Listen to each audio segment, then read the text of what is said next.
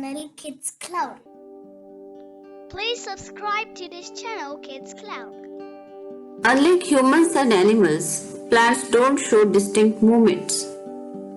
And they don't have sense organs like us. But plants do reproduce similar to other living things. The difference between living and non-living is well explained in one of our videos. The link is given in the description box. Living things can produce younger ones like themselves.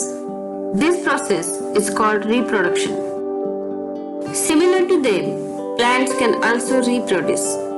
You can observe this with a very simple experiment. Let's take the seed of any beans. Take one or two of them and bury it inside the soil. While burying the seed, be assured there will be enough sunlight and water. Now observe the seed every day. You will find some peculiar changes in the seed which are visible to the naked eyes. A few days later, you will find the seed get transformed into a mature plant.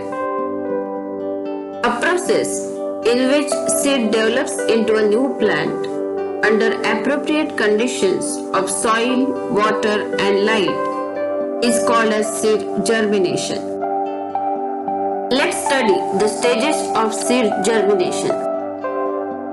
First stage is imbibition. When we put a dry seed inside the soil, it absorbs water and gets swelled at optimum light provided by the sun. Swelling initiates the growth process by rupturing the seed coat and activation of enzymes. This process is called as imbibition. Metabolism and growth. Enzymes activate the metabolism and other processes in the seed. Stored food in the seed gets metabolized and uses the energy to grow further. The seed starts growing, resulting in the rupturing of the seed coat and a small primary root emerges out. This is called a radicle. This root grows into the ground and extracts key nutrients and essential minerals for further growth. The seed coat is a hard protective layer around the seed. It protects the embryo and the stored food. As the germination progresses, the seed coat starts falling. Embryo rests inside the seed, waits for the right conditions.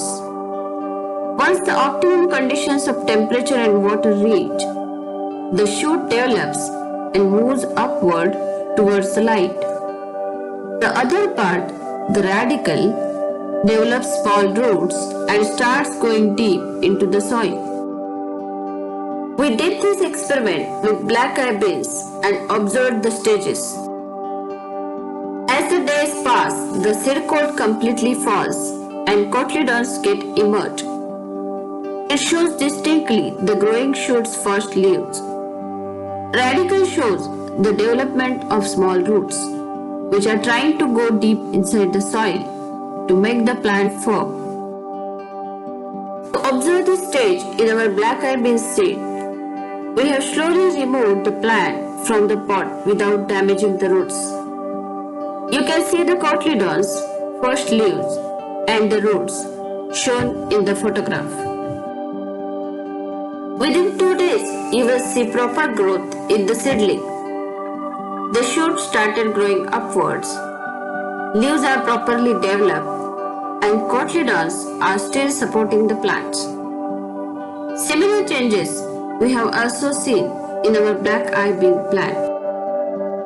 To check the growth in the roots, we put the seed inside the glass bottle and have seen the germination. The roots developed are visible through the glass.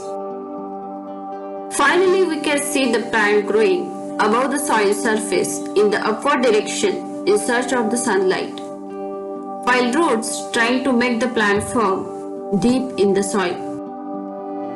The growing plant can be divided into epicotyl, hypocotyl, and roots.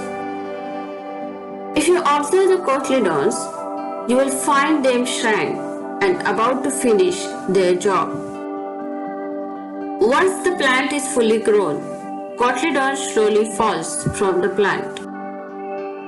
And here is a mature plant of black-eye bean developed through the seed germination. This is all about the seed germination. Thanks for watching this video. For more videos, please subscribe to this channel.